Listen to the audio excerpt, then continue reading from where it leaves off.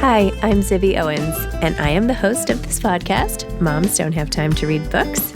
I am also a newly minted USA Today best-selling author of the novel Blank. I've created a whole community of book lovers around this podcast, a publishing company, reading retreats, a bookstore, and more. Learn more at zibbymedia.com or follow me on social at Zibby Owens or join the community at Zibby Readers. John Schu is the author of Louder Than Hunger, which is possibly my favorite book this year, for sure this year, and one of my favorite books of all time. It is amazing. You must read this book. I am kind of just embarrassed myself in this interview being too complimentary that he didn't even really know what to say. So sorry about that. We did have a great conversation though, and I just loved it. I love this book so much. John Schu is the author of the acclaimed picture books, This is a School, illustrated by Veronica Miller Jameson, and This is a Story, illustrated by Caldecott honoree Lauren Castillo. He also wrote the adult nonfiction book, The Gift of Story, exploring the affective side of the reading life, and was named a Library Journal Mover and Shaker for his dynamic interactions with students and his passionate adoption of new technologies as a means of connecting authors, illustrators, books, and readers. Children's librarian for Bookalicious, part-time lecturer at Rutgers University, and former ambassador of school libraries for Scholastic Book Fairs, Mr. Schu, as he is affectionately known, has been featured on CBS Mornings and NPR and continues to travel the world to share his love of books. He lives in Naperville, Illinois. You can find him at johnschu.com and on social media at Mr. Schu Reads. Welcome, John. Thank you so much for coming on Moms Don't Have Time to Read Books to discuss Louder Than Hunger. Well, thank you so much for having me here. It's an honor. John, this is the best book that I have read in a really long time. I read lots of books.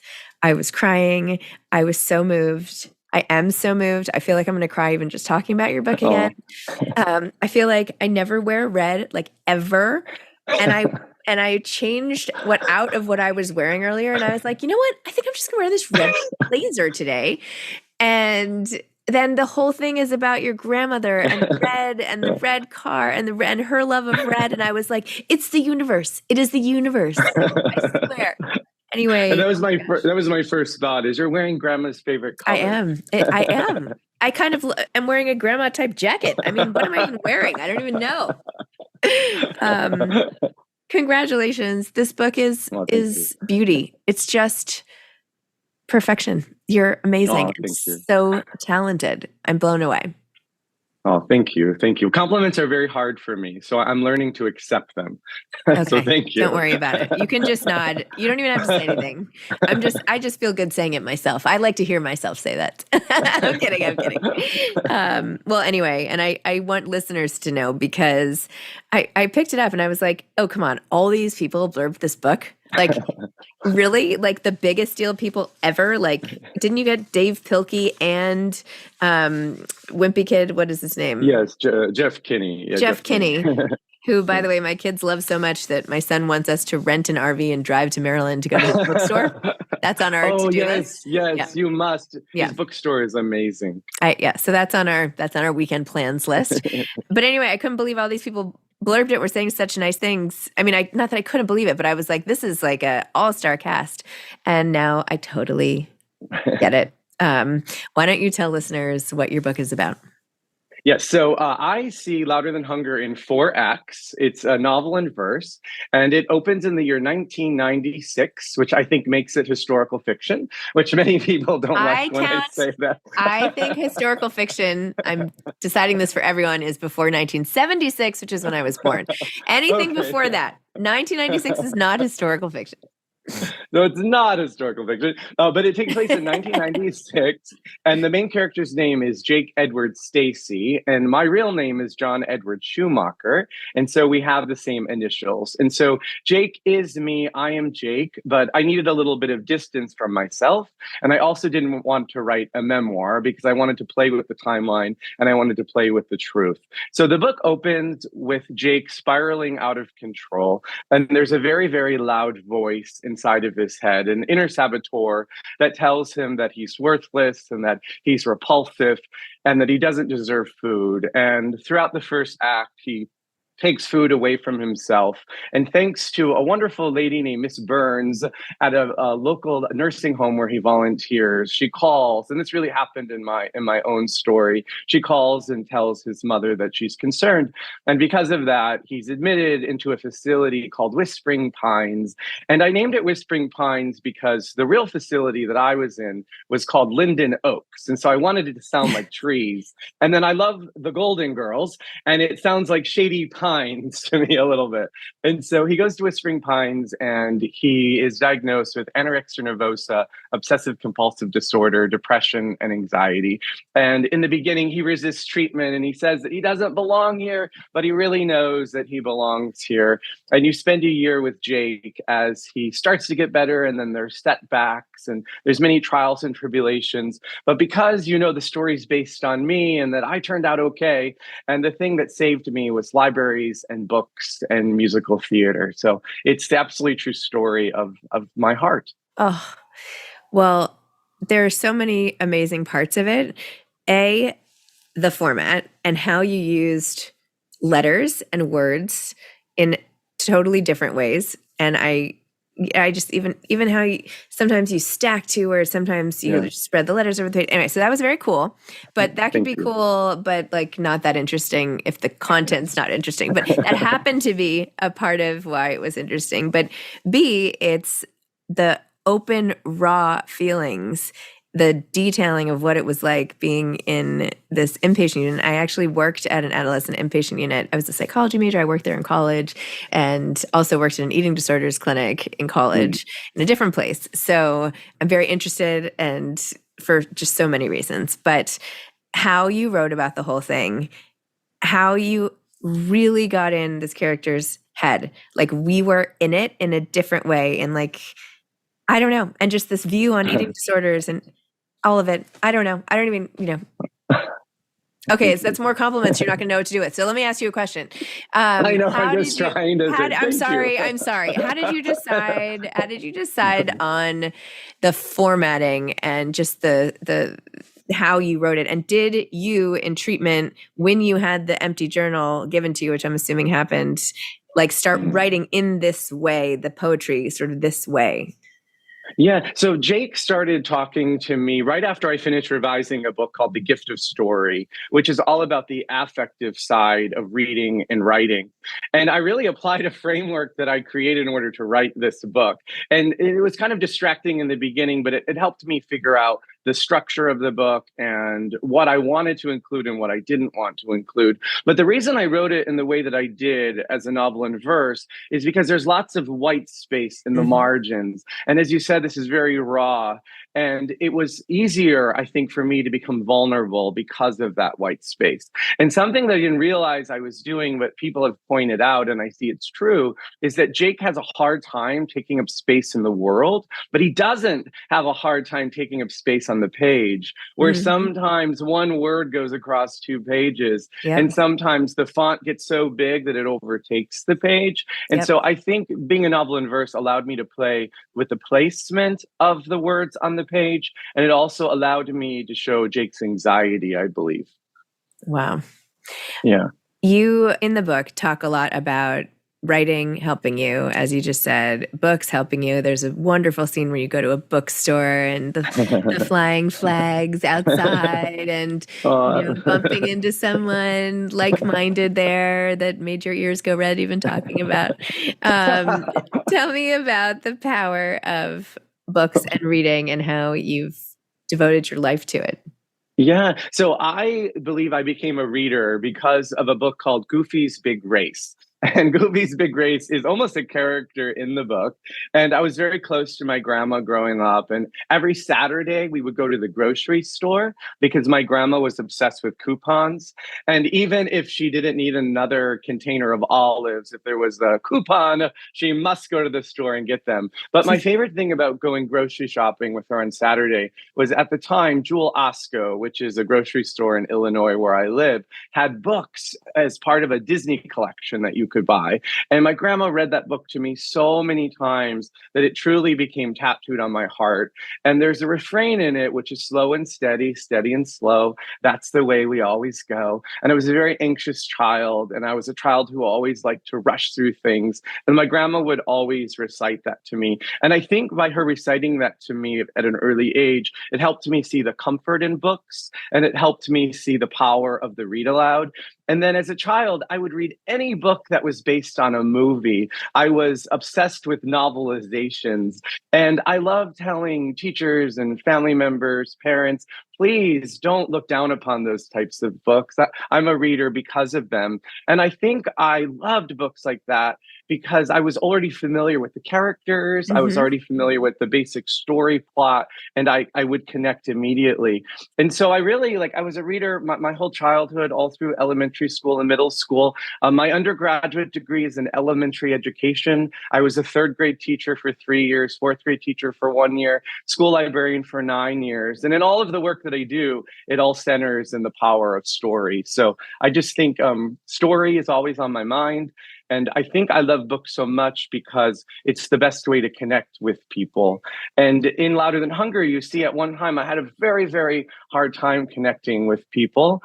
And I believe I do the work that I do today because I'm always looking for the little Jakes of the world and the little Johnny Schus of the world when I visit schools. And I find ways to reach them, perhaps before it's too late. So that was a very long-winded answer, but that's okay. It's like a 30-minute show, so it's fine.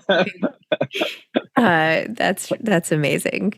You talk about the effects of, well, you don't say it in such an outright way, you say it in a beautiful way, but how bullying is what sort of set you off on this one direction. And you really show us how happy you used to be, and that these kids were the kids that you went to their birthday parties and this and that. And then you show us in this one particularly moving passage about, what happens in 6th grade, 7th grade, 8th grade and you have a heartbreaking, I won't even go, but just, oh my gosh. How do you feel? And I love that you're trying to single-handedly go into stores and protect kids. That's so on brand with this whole book.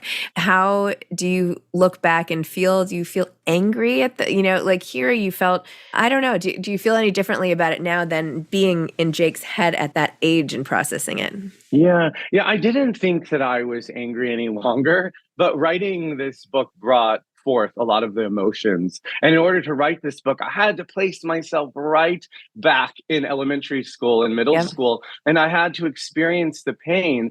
And I didn't fully realize that I hadn't fully healed until I wrote this book. And so even if the book had never been published, writing it helped me so much. It helped me, as Kate DiCamillo would say, it helped me excavate the pain and the grief of my childhood. And it allowed me really to let go of it. And to be vulnerable enough as an adult to stand in front of people and say, I spent 2 years in a mental health facility because of anorexia nervosa. Jake is only 1 year. My own story was 2 years, but 2 years would be way too long for a book. I don't know. I could have kept reading, but I'm sorry. Are you thinking of continuing Jake's story? Yeah, well, I would like to. My agent and I have talked about it. I think that I'm toying with, and probably shouldn't say this, with perhaps telling a secondary character story. Oh, good. Because one of the secondary characters keeps talking to me. Excellent. I have a guess of which one it is. And I would love to read her story if that's who it was. Excellent. That's a good idea. You talk about the relationship between Jake's mom, who clearly suffers from depression, and I'm not sure what else, but that's at least, how he interprets it at that age. Can you talk about your own relationship with your mom and how that informed? What did she suffer from depression? Go into that. So in one version of the book, I explored my mom's depression more, but I think it started to become too heavy and it distracted a little bit from Jake's story. But I appreciate that you did see that Jake's mom is suffering from depression. My own mom is bipolar. She wouldn't mind me saying that. She is still with us. I'm nervous for her to read the book. Last night I just ordered her a copy. I finally hit like, she's not read it. No, what? My mother has not read it. No one in my family has read it. I kind of kept it secret that I was working on it. But the more buzz it gets, the more press it gets, the more I hear from family members who are very, very excited to read it. So I'll be interested to see the conversation that my mom and I have after she reads it. Oh my gosh. So it just came out 2 days ago, right? No, that got moved. It's actually coming out on March 19th. Oh, March 19th. Okay. Yeah. Got it. Yeah. So it's not out yet. It was supposed to be out already. I see. Okay. Got it. I was confused. Sorry about that. I had the old press thing. Wow. I cannot believe your mom has not read this. I'm really interested to hear what she has to say. What is your relationship like? I mean, you can't probably talk about this either. Like, what is your relationship like now? And do you, looking back, now that you're more probably around the age they would have been when you went in or close to it, how do you feel about how everything was handled? I know and all of that. I don't know. Yeah, it's a complicated relationship. My grandma was my best friend. I was really, really close to my grandma, and I eventually moved in with my grandma full time. And so I haven't lived with my parents since I was, I think, 13 years old. When I left the mental health facility, I moved in with my grandma full time. So it's a complicated relationship, as many relationships We can leave it like that. are. We'll just leave it like that. We'll leave it like that. Yeah. I also had a really, really close relationship with my grandmother, as many people do. It brought back that bond. And even when Jake's mom at some point, says she actually felt a little jealous. I feel like that's really hard for moms to admit. I don't know, like when you're in that middle. Anyway, I found that very interesting. Yeah. Well, and that's true. When I was hospitalized, my mom, I directly quoted her in the book. She said something like, "I know I'm not the mom that you wanted." Yeah. But I'm grateful you have your grandma, because my mom was always going through her own trials and tribulations. And it was hard. She was a very young mom too. Okay. Let's talk about Broadway. So what plays are you loving that are out now? Have you seen any of them? Like, what are you into? Yeah, so I am obsessed with musical theater, as Jake is. And when I was revising Louder Than Hunger, I saw Into the Woods on Broadway 8 times, which is why I wrote it into the book. It wasn't there in the beginning. Oh, that's so funny. But I was watching it over and over, and I always have a notebook in my lap, and I was taking notes. And I thought, oh my goodness, this is the perfect musical to use to show how Jake is lost in the woods of his mind. And then he's at a place called Whispering Pines, and it sounds like it's related to Into the Woods. And so I saw that so many times because I love the musical Waitress, and I actually saw Waitress on Broadway 38 times. I could have been a producer, because I love Sarah Bareilles. And so right now, the musical that I'm seeing over and over is Merrily We Roll Along. Have you seen it? Not yet. Oh, it's so good. The three main stars have such amazing chemistry together. So I pretty much see everything on Broadway. I often say I only write books so that I can see Broadway shows. Do you live in New York now? No, I live in Naperville, Illinois. I thought which so, is a But how suburb. do you keep seeing? You just keep going to New York? Well, I write and revise all of my books in New York City. It's like a muse to me. And I start every writing session every day next to the Bethesda fountain, which is why an angel is in the book, because I wrote the angel in because whenever I was stuck or whenever I needed to share something about the story, I would go to the Bethesda Terrace. It's a spiritual place for me. Oh my gosh. Yeah. I wish I lived there. I have to send you a picture. I do not live far from, I probably shouldn't talk about where I live, but I was walking through Central Park during a huge flood. I'm going to send you a picture of the Bethesda fountain underwater. You're going to love it. Oh, wow. Yeah, it was really cool. It went into the water. Do you realize that it's good? Like, do you feel good about it? I do. I'm learning, as I said, the theme of today is I have a hard time with compliments, but that was a question. I realize because it's resonating with people. And I'm seeing that everyone has a form of a voice in their head. It might not manifest as anorexia nervosa, but we all have a little voice in our head that we have to learn how to manage. And I've never had conversations with people about that outside of eating disorder treatment. And so that has been a gift for people to tell me their stories and for us to engage in a conversation about what we do to make that voice bearable. Mm. How, you said here it still comes back sometimes and you still have to, regroup and use the skills you learned in therapy and all of that. Tell me about that.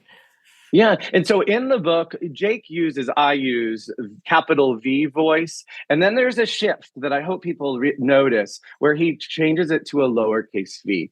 And that was liberating, writing it like, okay, Jake is finally going to start doing better. He's no longer capitalizing the V in voice. And I feel as an adult, I have a voice in my head that's always a lowercase v.